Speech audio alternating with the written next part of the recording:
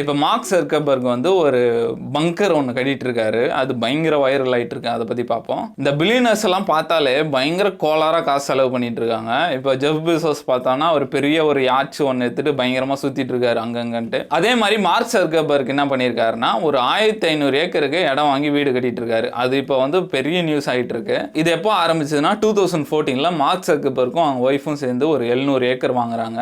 அது அப்படியே கொஞ்சம் கொஞ்சமாக அப்படியே வாங்குவாங்க. இப்போ 2023 வந்து ஒரு 1500 ஏக்கர் ஆயிருக்கு. ரீசெண்டாக ஒரு 100 ஏக்கர் வாங்கியிருந்தாரு. அதோட ரேட் மட்டுமே $170 மில்லியன் ஆச்சு அப்படின்னு நம்ம சொல்றாங்க. அதுக்கப்புறம் வந்து இதுல கன்ஸ்ட்ரக்ஷன் பண்ணிட்டு இருக்காங்க. இது ஒரு $100 மில்லியன், மொத்தம் $270 மில்லியன் இது செலவு பண்ணியிருக்காரு. என்ன சொல்றாங்க, ஹிஸ்டரியிலே அப்படி இல்லைன்னா மாடர்ன் ஹிஸ்டரியிலே மிகப்பெரிய பர்சனல் கன்ஸ்ட்ரக்ஷன் வந்து இதுதான் அப்படின்றாங்க.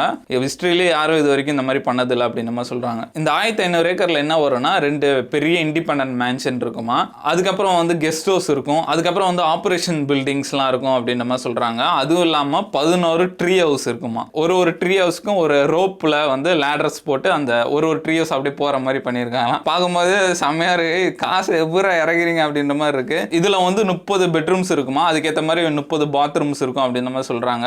அதுக்கப்புறம் வந்து இதுக்கு எல்லாமே கீழே டனல்ல வந்து கனெக்ட் ஆகுமா. இந்த எல்லா பில்டிங்ஸும் வந்து கீழே டனல்ல போய்க்கலாம் அப்படின்னு மாதிரி சொல்றாங்க. டென்னிஸ் கோர்ட்டு, ஸ்விம்மிங் பூல்ஸ், கண்டிப்பா ஹெலிபேட் இருக்கும். சொல்ல முடியாது ஹெலிபேட் வைக்கிறாரா இல்ல ரன்வே போட்டுறாரான்னு தெரியல. ஏன்னா அவ்வளோ பெரிய இடம். இந்த இடமே வந்து செல்ஃப் சஸ்டெயின் பண்ற மாதிரி பண்ணியிருக்காங்க. ஃபுட்டும் அங்கேயே விளைய வச்சுப்பாங்களாம், எனர்ஜி அங்கேயே ரெடி பண்ணிப்பாங்க அப்படின்னு சொல்றாங்க.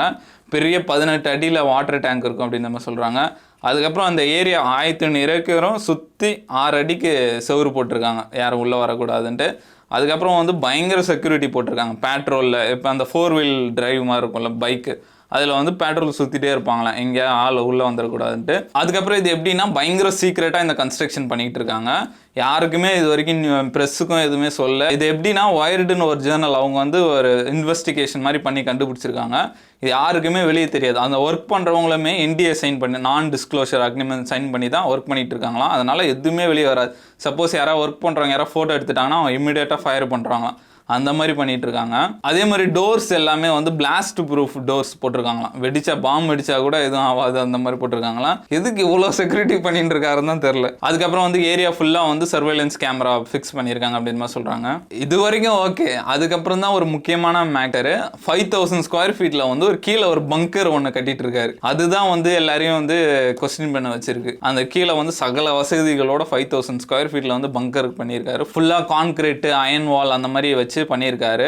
அதுதான் எல்லாருக்கும் வந்து இப்போ டவுட் ஏற்படுத்திருக்கு. எதனால இப்போ வந்து அங்கே ஹவாயில் வந்து ஒரு பக்கமாக இடம் ரெடி பண்ணிட்டு இருக்காரு, பங்கர் வேற ரெடி பண்ணுறாரு. பங்கர்ன்றது பொதுவாக வந்து இந்த டூம்ஸ் டேக்கு ரெடி பண்ணுவாங்க. இந்த உலகம் அழிவு போகுது, பெரிய வார் எதாவது வந்து அதுக்காக தான் பங்கர் இருக்குன்னு சொல்லுவாங்க. ஏன்னா இப்போ யுக்ரைன்லேயே பார்த்தோம், நிறைய பேர் வந்து பங்கர்ல ஒளிஞ்சிட்டு இருந்தாங்க. அந்த மாதிரி பெருசா இந்த மாதிரி வரும்போது தான் பங்கர்ஸ் தேவைப்படும் சொல்லுவாங்க. இவர் எதுக்கு இவ்வளோ செலவு பண்ணி பங்கர் இது பண்ணிட்டு இருக்காரு, ஒருவேளை அவருக்கு ஏதாவது இன்ஃபர்மேஷன் கிடைச்சிருக்குமா அப்படின்ற மாதிரி நிறைய கான்ட்ரவர்சிஸ் போயிட்டு இருக்கு. நான் இதை பற்றிலாம் பார்க்கும்போது இன்டர்நெட்டில் ஒன்று பார்த்தேன். இப்போ கோவிட் எப்படி வந்தது, அந்த மாதிரி நெக்ஸ்ட் இது வந்து கரண்ட்டை கட் பண்ண போகிறாங்க அப்படின்ற மாதிரி அவர் சொல்லியிருந்தார். எந்த அளவுக்கு உண்மைன்னு தெரியல. இப்போ குளோபல் லெவலில் கரண்ட்டை கட் பண்ணிட்டா நீங்கள் என்ன பண்ணுவீங்க? ஏன்னா இப்போ கோவிடு வீட்டுக்குள்ளே இருந்தால் அதுவும் ஓகே, கரண்ட் இல்லைன்னா எப்படி இருக்கும்? இப்போ மோட்டர் போட முடியாது, எதுவும் இருக்காது. அந்த மாதிரி ஒரு சுச்சுவேஷனுக்கு தான் வந்து மார்க் ஜக்கர்பர்க் ஒரு வேளை ரெடி ஆகிறாரோ அப்படின்ற மாதிரி சொல்கிறாங்க.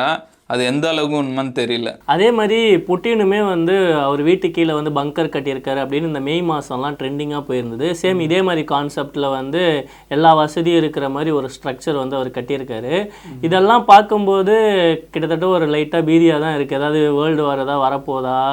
ஏன்னா இவங்களுக்குலாம் வந்து இந்த இன்ஃபர்மேஷன் அப்படின்றது லீக் ஆகிடும். அதே மாதிரி வேறு ஏதாவது பயோ வார் வரப்போதா, அந்த மாதிரியே வந்து ரொம்ப குழப்பமாகவே இருக்குது. அதுக்கப்புறமா வந்து நீங்கள் சொன்ன மாதிரி இந்த கரண்ட் போகிறதுக்கு வந்து வாய்ப்பு இருக்கான்னு கேட்டால் வந்து ஏதோ சோலார் வேவ் வந்து நம்மளை ஏதோ அட்டாக் பண்ண போகுது அப்படின்லாம் வந்து நிறைய சொல்லிகிட்டு இருக்காங்க. அதெல்லாம் ரூமர்ஸ்ன்னு நிறைய பேர் சொல்கிறாங்க.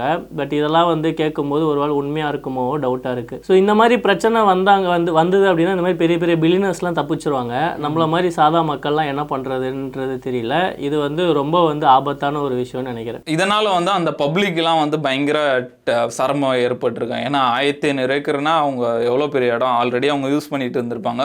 இப்போ ஃபுல்லாக இவர் அழிச்சு போட்டார். அதனால வந்து ஊர் மக்களுக்கும் இவங்களுக்கும் பிரச்சனை வந்துட்டு இருக்கு அப்படின்னு நம்ம சொல்கிறாங்க. நிறைய டிராஃபிக் ஆகுது அப்படின்னு சொல்கிறாங்க. அதுவும் இல்லாமல் பொலிட்டிக்கல் சப்போர்ட் இல்லாமல் கண்டிப்பாக இவ்வளோ பெரிய இது பண்ண முடியாது. அங்கேயும் ஏதோ நடந்திருக்கு அப்படின்னு நம்ம சொல்கிறாங்க. இவங்க 2 பேரும் ஜக்கர்பர்க்கும் அவங்க ஒய்ஃபுமே 2018 ஒரு $20 மில்லியன் வந்து ஹவாயோட நான் ப்ராஃபிட்ஸ்க்கு வந்து டொனேட் பண்ணியிருக்காங்க. அதெல்லாம் வந்து பாலிடிக்ஸாக இருக்கும் அப்படின்ற மாதிரி சொல்கிறாங்க. இதை சுற்றி நிறைய கான்ட்ரவர்சி போயிட்டு இருக்கு. இதெல்லாம் வந்து ஒரு பிரச்சனையே இருக்காது, கண்டிப்பாக இதை கட்டி முடிச்சிருவாரு. ஏன்னா இந்த மாதிரி பணக்காரங்களாம் சொல்லவே தேவையில்ல, எப்படியாவது உள்ள பூந்து ஏதாவது முடிச்சிருவாங்க. அவன் ப்ராப்ளம் சால்விங்கில் தான் அவங்க கெத்தே, அந்த பில்லியனர்ஸ்லாம். மக்கள்லாம் வந்து இவ்வளோ பெரிய பில்லியனர் எழுத்துலாம் எதுவும் பண்ண முடியாதுன்னு நினைக்கிறேன். இதை கேட்கும் போதே பயங்கர இன்ட்ரெஸ்டிங்காக இருக்குது. யாரா அவனுங்க இவ்வளோ கோடி செலவு பண்ணி இவ்வளோ லேண்டு வாங்கி, அதுவும் இல்லாமல் இவர் வந்து இப்போ மிக்ஸ்டு மார்ஷல் ஆர்ட்ஸ்லாம் இன்ட்ரெஸ்ட் காமிச்சிட்டு வராரு. அதில் ஏதாவது சொல்லியிருப்பாங்க ஹைக்கிங் போகிறது வந்து நல்லது அப்படின்னு இருப்பாங்க. நமக்கு இருக்க டைமிங்கில் எங்கேருந்து ஹைக்கிங் போகிறது? சரி, மலைக்கு பக்கத்தில் ஒரு வீடு கட்டுவோன்ட்டு ஹவாயில் போயிட்டு அந்த மலைக்கு பக்கத்தில் வீடு கட்டி டெய்லியும் ஹைக்கிங் போகிறான் என்னன்னு தெரில. அது மாதிரி செம்ம ஃபன்னியாக இருக்குது இவங்க பண்ணுறதெல்லாம் பார்க்கும்போது. பில்லியனர்ஸ்லாம் அசால்ட்டாக பண்ணிட்டு இருக்கானுங்க. அதே மாதிரி 1500 ஏக்கர்ன்ற போதெல்லாம் அதெல்லாம் ரொம்ப பெரிய லேண்டு. நம்ம சிம்பிளாக சொல்லணும்னா எனக்கு தெரிஞ்ச இந்த ஐஐடி மெட்ராஸ் இருக்குல்ல, அதுவே கிட்டத்தட்ட ஒரு 700 ஏக்கர் கிட்ட வரும். அதை அப்படியே டபுள் பண்ணால் தான் இந்த இடம். அப்போ பார்த்துக்கோங்க எவ்வளோ பெரிய இடம் அப்படின்றது. அதே மாதிரி மார்க் ஜக்கர்பர்க் பண்ணுறாரு அப்படின்னாலே அது நிறைய கான்ஸ்பிரசி உள்ளே இருக்கும். ஏன்னா அவர் ஒரு வாட்டி ஒரு டாக் ஷோவில் கூட வந்து அவரை வந்து அந்த டிஷர்ட் கழட்ட சொல்லும்போது பார்த்தா அதில் இலுமினால்டி சிம்பிள் இருந்தது. ஸோ அவர் ஏதாவது ஒன்று பண்ணாலே வந்து அந்த கான்ஸ்பிரசியில் போய் முடியும், நிறைய பேர் பேசுவாங்க. ஸோ அதே மாதிரி தான் இந்த விஷயமே வந்து நல்லா ட்ரெண்ட் ஆகிட்டு போயிட்டுருக்கு.